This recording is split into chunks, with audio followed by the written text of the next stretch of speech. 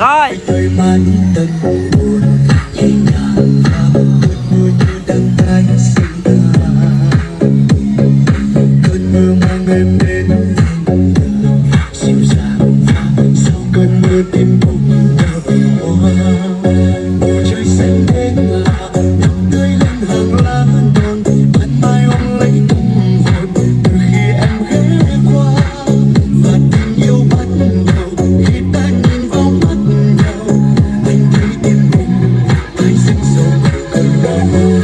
Chìm vào trong ánh mắt đắm đuối anh ngỡ mình như đang đôi mươi. Người làm anh biết yêu đắm say như tình đầu.